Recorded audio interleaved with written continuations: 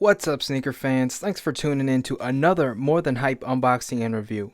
And today, we'll be taking a look at a pair of Chuck Taylor All-Stars featuring Nike's new Crater Foam cushioning.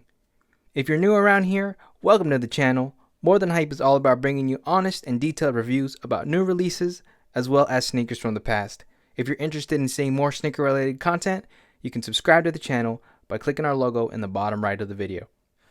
Alright, now let's get into the review, starting with the packaging. There's a lot of text on this box, and as the title states, I'm calling this the Sustainable Chuck. Front and center, you get a little bit of background on Nike's Move to Zero initiative. This shoe is all about how Nike's looking to innovate and cut its emissions down to zero.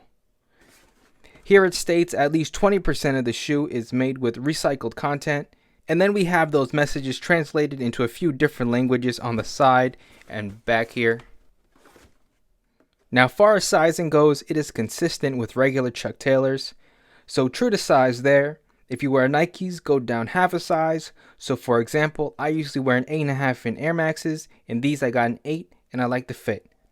This is a unisex shoe, so for women, the conversion is actually 2 sizes up from the men's size. So this size 8 here is a size 10 in women's. I'd still recommend true to size, so if you already have a pair of Converse that fit you well, then get that size in these. Some minor details. The official name of these is Chuck Taylor All-Star Crater High. Colors are black, chambray blue, and black. Style code 168600C. And these retailed for $95. Now let's get them out the box and take a look at the shoes. First impressions, wow, these are an incredibly light pair of shoes. This size 8 comes out at 7.2 ounces, so less than a pound for both of these shoes. And a lot of that has to do with this Crater Foam midsole replacing the original rubber. I already considered Chuck Taylor's as a light shoe, but these feel like they push that even further. For those of you interested in getting a pair of these, as always, links in the description. So a lot of interesting pieces on this upper, and I'll start with some of the pieces that you won't find on the traditional All-Star. Starting with the upper material itself. As the Sustainable Chuck, which I'm calling it, the fabric upper is made of recycled polyester and waste scraps. Waste scraps are those pieces of fabric that get thrown out in the process of making t-shirts or other clothing. And we can really see little bits and pieces of those scraps in the upper. That mix of materials gives it this melange texture. Every now and then, just scanning around the upper, you'll see a spot of red or white. And that is those recycled fibers. Considering the materials used here, I think they did a really good job replicating that sort of look and feel of canvas that the Chuck Taylor is so loved for. Now, as far as actual numbers of how much recycled material is used in the shoe, as we saw in the box, it contains at least 20% recycled content by weight. More specifically, the webbing or stitching in the shoe, as well as the mesh liner, is 100% recycled material. And that's an impressive number, especially for the mesh liner. It's soft, and to me, it doesn't give off the impression that it's made of 100% recycled materials. I think most notably different on the upper is the stitching on the heel. The pattern is stitched to look very much like a heel counter, and that's exactly what it functions as. All this extra stitching in the heel gives this part of the shoe a bit more structure. You also get a pull tab on the back of the shoe with some volt hits for a nice splash of color.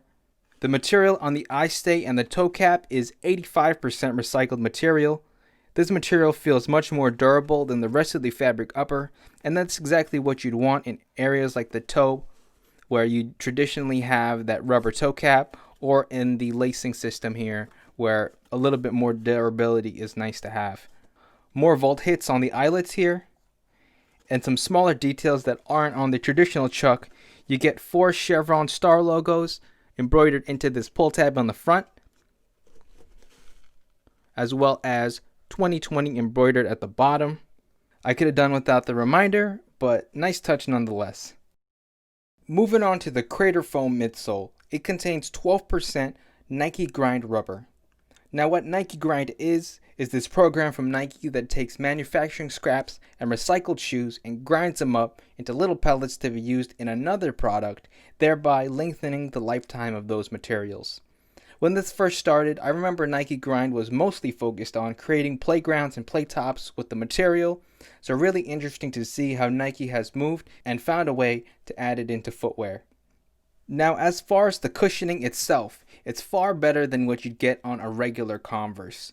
It's not the type of cushioning your feet sink into. It's still firm, but it does compress thanks to these air bubbles in the foam. I'd say it's more light than cushioned, so more like Lunar Lawn and less like Cush Lawn foam. But something they did really well here is keep intact the lines and textures you traditionally see on Converse shoes. So you have the lines going around the midsole and the look of that sidewall tape layered on top of itself. And then around the toes you have that diamond texture that'll be very familiar to anyone who loves wearing Chuck Taylors. And of course, we have that all-star badge with all the details in it on the back. I can see when they were designing the tooling for the silhouette, they really put an emphasis on making this midsole look as similar to the original as possible. And that trend continues on the outsole. So for the traction, we still have that diamond pattern on the bottom that you'd find on a regular Chuck Taylor. Even the Converse All-Star branding in the middle, with that small asterisk on the corner, is present. I'm impressed with the attention to detail here. They did a good job preserving the heritage of the Converse All-Star while adding this whole new material. Overall, you can tell that a lot of thought was put into the shoe to change it, but keep the parts of Converse that people love intact. I've mentioned on previous videos, and it still holds true here, fashion is one of the contributors to climate change that we just don't seem to be talking about. I'm glad to see Nike, the largest manufacturer for footwear, take steps towards a net zero carbon footprint. Now with that said, sustainably made shoes isn't something groundbreaking, and I was also disappointed by how limited this shoe in the Space Hippie line was. But at the very least, I can say Nike is trending in the right direction. And now, for the on-feet.